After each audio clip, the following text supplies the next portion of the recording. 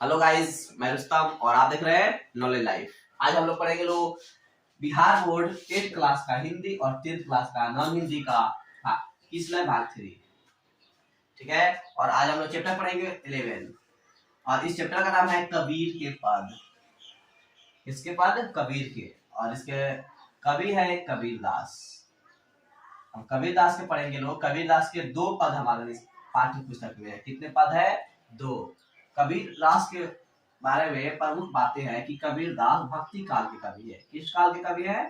भक्ति काल के अप्रतिम कवि है और भक्त कवि थे। ठीक है ना। अप्रतिम यानी कि एक प्रतिमा को यानी मूर्ति पूजा को नहीं मानते थे। इनके बारे में और भी एक बात महत्वपूर्ण है कि वह बाह्य आडंबरों एवं व्यर्थ अनुष्ठानों को नहीं मानते थे। यानी कि बाह्य आडंबर में व्यर्थ अनुष्ठानों में विश्वास नहीं रखते थे ना। इस जो लेसन है इसका प्रमुख जो शब्द है उसमें है सबसे इम्पोर्टेंट है मोको। मोको शब्द का अर्थ होता है मुझको।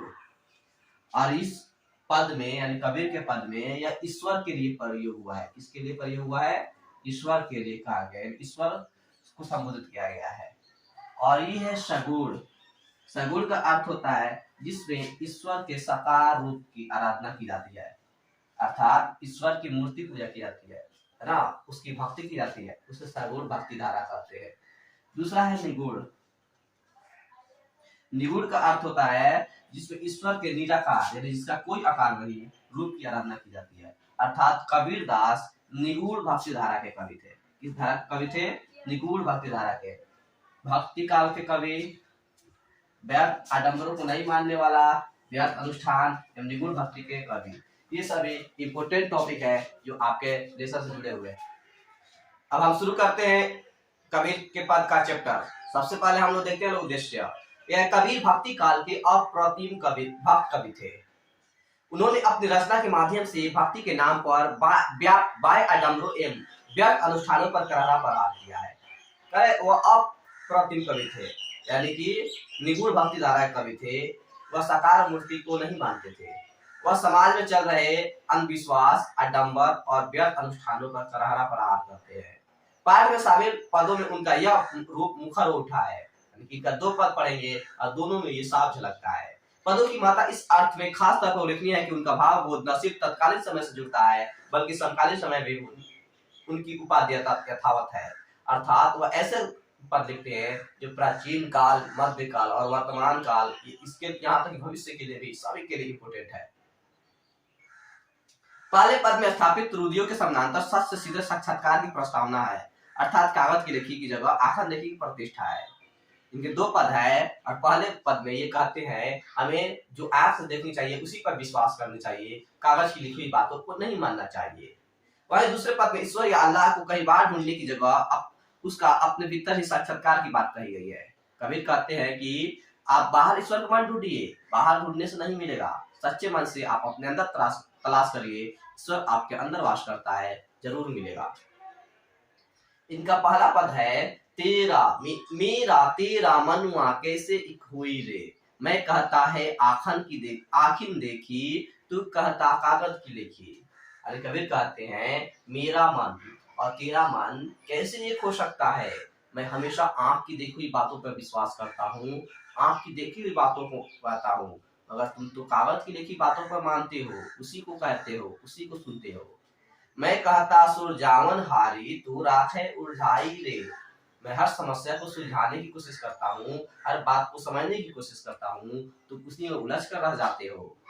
मैं कहता तू जागत रहियो, तू रहता है सोई रे, मैं कहता निर्मोही रहियो, तू जाता है मोही रे। कबीर कहते हैं तुम समाज में जागते रहो, अपने आप को खुले रखो, हर क्रिया को ध्यान से देखो, मगर तुम तो सो जाते हो, तुम आलस्य में डूबे रहते हो, तुम अपने आंखों को खुले नहीं रखते हो। मैं कहता हूँ समाज पे, धन दौलत पे, किसी के बातों पे मोहित नहीं होना है, तुम्हें निर्मोही रहना है, मगर तुम हर एक बात पे मोहित हो जाते हो, आकर्षित हो जाते हो। आगे लिखते हैं कबीर जुगन जुगन सुजावत हारा, कहीं न मानत कोई रे, सतगुरु धारा निर्मल बाहे वामे काया धोई रे, कह कबीर सुनो भाई साधो तभी वैसा होई रे। कबीर कहते हैं मैं युग युग से सबको समझा रहा हूँ, समझाते समझाते थक गया हूँ और कोई भी मेरी बातों को मानता नहीं है। कह रहे हैं तुम जैसा चाहते हो भाइयों, जिससे तभी वैसा होगा जब तुम सतगुरु धारा निर्मल यानी कि निर्मल जल में अपने काया को धोओगे, यानी शरीर को के मन को धोओगे, उसके दाग को धोओगे, यानी अपने पापों को धोओगे, तब जाकर के तुम जैसा चाहोगे वैसा हो सकता है। अब इनका दूसरा पद है, मुझको कहाँ ढूंढे बंदे मैं तो तेरे पास में, यानी ईश्वर बंदे से बात करता है। मुझको का अर्थ होता है मुझे, और ये ईश्वर के लिए प्रयोग किया गया है। ईश्वर कहता है मुझे कहाँ ढूंढते हो बंदे, मैं तो तुम्हारे पास में ही हूँ। ना मैं देवल ना मैं मस्जिद ना काबे कैलाश में, ना मैं देवल में यानी मंदिर में हूँ, ना मस्जिद में हूँ, ना काबे में हूँ, ना कैलाश में हूँ, मैं कहीं भी तुम्हें प्राप्त नहीं होऊंगा। ना तो कोनो क्रिया कर में, ना ही जो बैराग में, तुम कोई भी क्रिया कर लो, कोई भी अनुष्ठान कर लो, कोई भी आडंबर कर लो, कोई भी जोग बन जाओ, मैं तुम्हें प्राप्त होने वाला नहीं हूँ। खोजी हुई तो तू तही मिल है पल भर की तलाश में, कहे कबीर सुनो भाई साधो सब सांसों की सांस में। अरे तुम सच्चे मन से खोजना चाहते हो, मुझे प्राप्त करना चाहते हो, तो सच्चे मन से बैठो और मैं एक पल में तुम्हें प्राप्त हो जाऊंगा, क्योंकि मैं सबकी सांसों में बसता हूँ। ये कबीर दास लिखे हैं। मनवा का अर्थ होता है मन, आखिर का अर्थ होता है आंख, कागज का अर्थ होता है कागज, निर्मोही का अर्थ है अनुराग न रखने वाला, प्रेम न रखने वाला, वामे का अर्थ उसमें, मोको का अर्थ होता है मुझे, देवल का अर्थ होता है मंदिर, बैराग यानी विरक्ति। गाइस ये चैप्टर यहीं पे समाप्त हुआ। वीडियो आपको कैसा लगा कमेंट सेक्शन में जरूर बताएं, और वीडियो पाने के लिए हमारे चैनल को सब्सक्राइब करें। तब तक के लिए धन्यवाद।